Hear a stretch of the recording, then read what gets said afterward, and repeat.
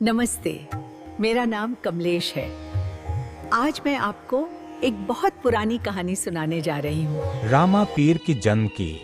नमस्कार दोस्तों, रामा पीर जिन्हें रामदेव भी कहा जाता है, इनका मंदिर राजस्थान के रुणीजा में है।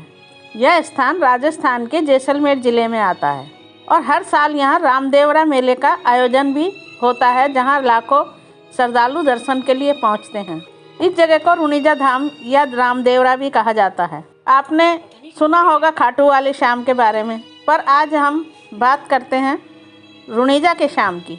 कभी कभी राजा के सिर पर मुकुट होने के साथ साथ पूरा साम्राज्य संभालने के बाद भी कुछ दिल में दुख होता है, वे हम कभी नहीं समझ पाते। राजस्थान के जैसलमेर जिले के रुणीजा में यहाँ के राजा थे वे अपनी प्रजा को अजमल अपनी जी, संतान मानते बड़े न्यायप्रिय, दयालु, अपनी प्रजा को बच्चों जैसा मानने वाले। पर एक पीड़ा उनके मन में घर किए बैठी थी, क्योंकि उनके कोई संतान नहीं थी। इस वजह से प्रजा सुबह राजा का चेहरा देखना अपशुगन समझती थी। राजा को कोई शिकायत नहीं थी। एक दिन राजा सुबह सुबह अपने सैनिकों के साथ कहीं जा रहे थे। जैसे ही महल से निकले, सामने से एक महिला आती हुई दिखाई दी। राजा को देखते वे घबराकर एक पेड़ के पीछे छुप गई। राजा को शक हुआ, कुछ गलत जरूर किया है। उन्होंने सैनिकों से कहा, पकड़ो इसे और मेरे सामने लाओ। सैनिक महिला को ले आए। महिला रोते हुए बोली, महाराज, मैंने कुछ नहीं किया, मैं तो एक शुभ काम के लिए निकली थी। मुझे डर था कि आपका मुख देखकर कहीं मेरा काम बिगड़ जाए। मगर क्यों? वह हाथ जोड़ते हुए बोली, आपके कोई औलाद नहीं है ना, इसलिए आपको अपशुगनी मानते हैं। राजा के हृदय में एक टीस उठी।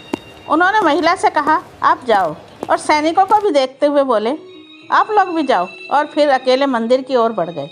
मंदिर में भगवान की प्रतिमा के सामने बैठकर राजा की आंखें भर आई। वह बोले, प्रभु, मेरी प्रजा मुझे अपशगुनी समझती है, बताइए इसमें मेरा क्या अपराध है? प्रतिमा मौन रही। राजा बेचैन हो उठे। उन्होंने दोबारा पूछा, प्रभु, इसमें मेरा क्या दोष है? प्रतिमा अब भी मौन थी। उन्होंने गुस्से में लड्डू उठाकर प्रतिमा पर दे मारा। क्या आप मेरी बात नहीं सुन रहे? आप मेरी बात का जवाब क्यों नहीं दे रहे? जब भी कोई आवाज नहीं आई तो राजा क्रोध में पत्थर उठा लिया। उसी समय पुजारी ने उनका हाथ पकड़ लिया और कहा, महाराज, ये बेजान मूर्ति है, ये आपकी बात को नहीं समझ पाएगी, ना आपको जवाब देगी। राजा ने दुखी होकर पूछा, तो फिर मैं कहाँ जाऊँ? इसका जवाब कहाँ से लूँ? मुझे भगवान कहाँ मिलेंगे?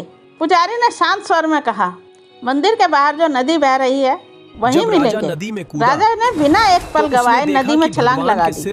नदी के भीतर का दृश्य देखकर उनकी आंखें खुली की खुली रह गई। भगवान स्वयं शेषनाग की सैया पर विराजमान और लक्ष्मी माता उनके चरण दबा रही है। पर राजा का ध्यान भगवान के मस्तक पर था, जहाँ पट्टी बंधी थी। राजा को बड़ा आश्चर्य हुआ।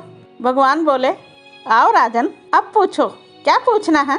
राजा ने कहा, मैं अपनी विपदा बाद में सुनाऊंगा, पर पहले यह बताओ, ये आपके सिर पर पट्टी क्यों बंधी है? आपको चोट कैसे लगी? भगवान मुस्कुराए। भगवान के सिर पर पट्टी क्यों बंधी थी? क्या रहस्य था? क्या राजा अपनी बात कह पाएंगे? क्या उन्हें कोई वरदान प्राप्त होगा? क्या उन्हें संतान की प्राप्ति होगी? देखिए अगले भाग में। जय रामा पीर। सब्सक्राइब करना ना भूलें और देखते रहिए दादी माँ के पिटारे से हर शुक्रवार।